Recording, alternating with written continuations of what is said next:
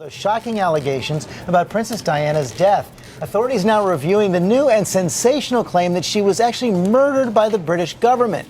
So angry with what happened to her. No one was talking about it. My father used to say it to me when I was younger. It was like that for me, so it's going to be like that for you. No one saw it coming. Queen Camilla was locked out of the palace by Prince William. It happened after King Charles was forced by his sons to expose the biggest murder mystery of the 20th century. So, what really happened? It was early August 2025 when King Charles's health rapidly declined. Doctors announced he is indeed going to die, so Prince William should prepare himself to become the next king. In this drastic situation, Princess Anne dialed Prince Harry's number, begged him to visit his father, and stood with his brother. But Prince Harry refused, claiming that he would not talk to his father unless he would tell him how his mother died. Insiders revealed a tense and emotional moment inside the palace walls. Prince William quietly entered his father's room, the air heavy with grief and unspoken truths. With a trembling voice, he pleaded with King Charles to finally expose the secrets surrounding Princess Diana's tragic death. Lying weak on his deathbed, King Charles could see the pain on his son's face, the same pain that had haunted both William and Harry for decades. He knew he was nearing his death and leave this secret and pain behind. So he asked Prince William to open one of his drawers where an envelope was present. That sealed envelope was his mother's letter that would destroy Prince William's whole life. He unfolded the piece of paper present in the envelope. The words written on the paper cut like a knife. "My husband is planning an accident in my car. Brake failure. Serious head injury. To clear the way for his new life." Diana's 1993 letter resolved the biggest murder mystery of the 20th century. And, unfortunately, the main villain in it is her first love. Reading these lines, Prince William felt deep sorrow. He faintly remembered how his mother used to ask her bodyguards to check the car before climbing into it. She believed her phones were tapped, her conversations monitored, and even her movements shadowed by forces she could not escape. More disturbing was her suspicion that her very car was being tampered with. But as always, her staff, family, and friends laughed off her concerns, labeling her as paranoid. They realized too late that Diana was right. When they started believing her, she was gone. The night of August 30th, 1997, Paris glowed under a restless summer sky.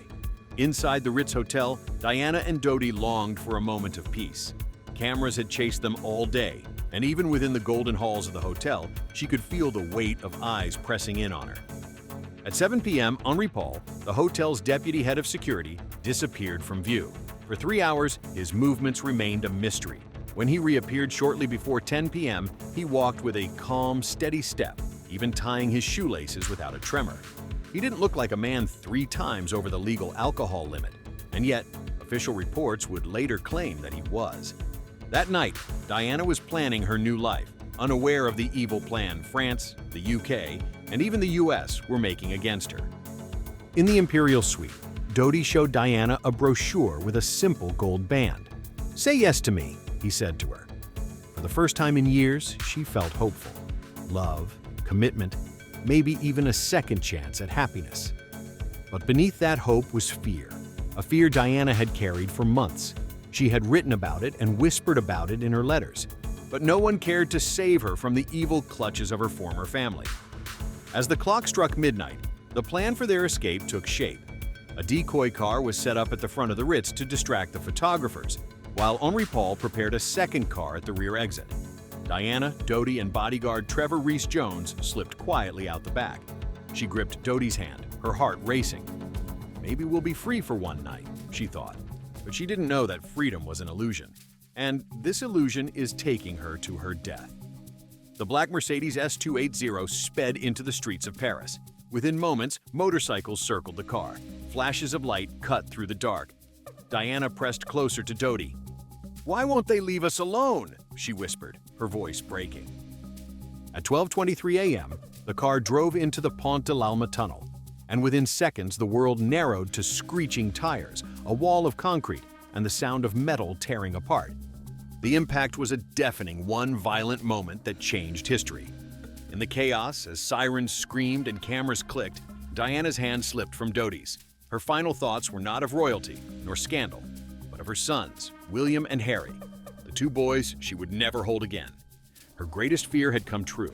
The accident didn't feel like an accident at all. After the Mercedes crashed, paparazzi rushed to the wreck. Some tried to help, others snapped photos.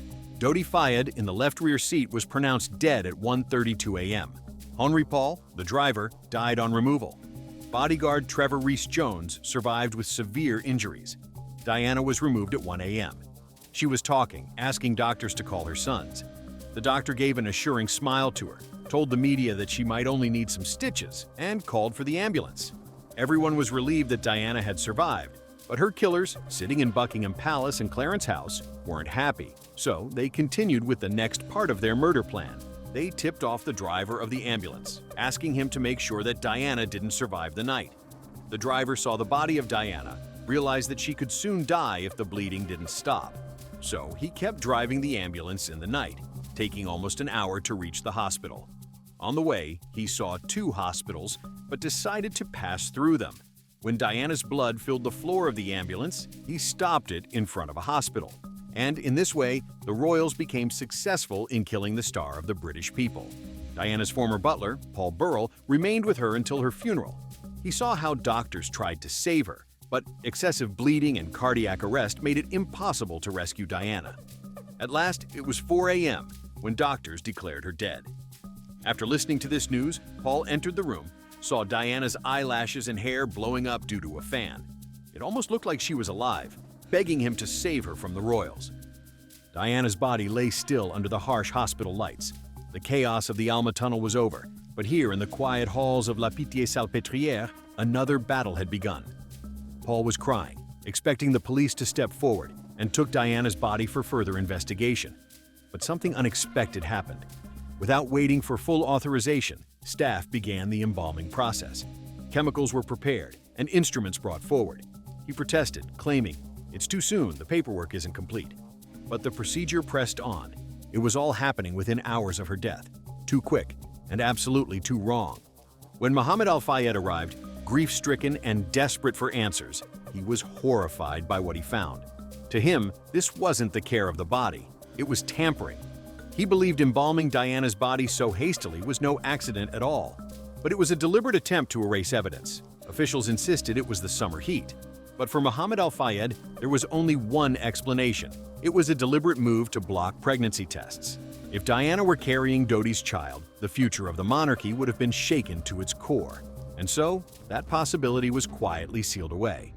This haste exposed King Charles and Camilla, so they buried all the evidence and gave a fake story to the world. Sitting in his father's bedroom, Prince William tried to think of all the details related to her mother's accident and found a lot of cracks. CCTV footage that should have captured Diana's final journey was mysteriously missing.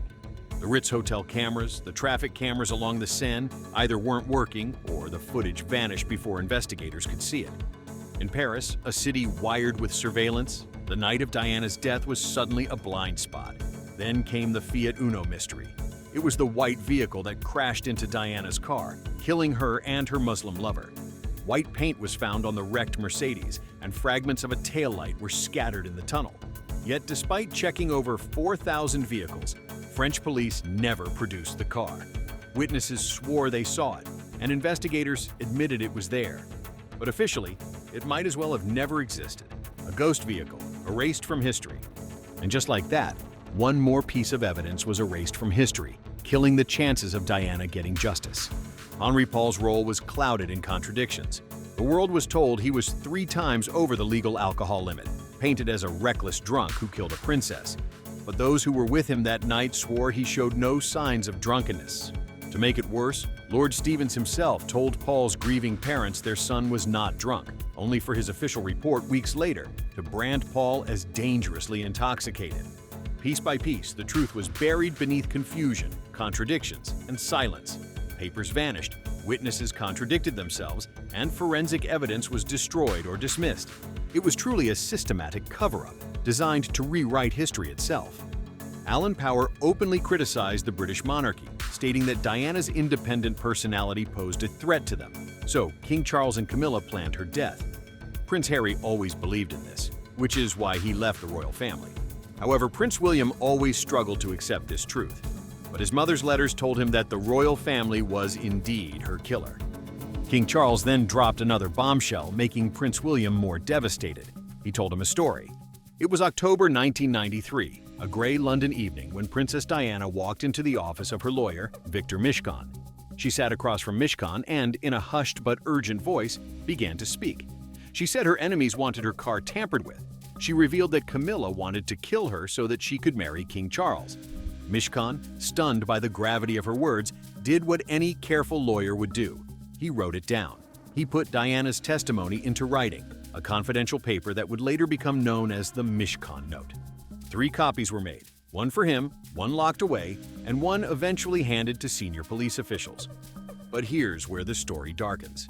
When Mishcon first gave the note to authorities in 1997, shortly after Diana's death, it wasn't treated with the urgency one might expect. Instead of being investigated immediately, the note sat quietly in police archives, unseen, untouched, almost buried. It wasn't until Operation Paget, nearly a decade later, that the Mishcon note resurfaced.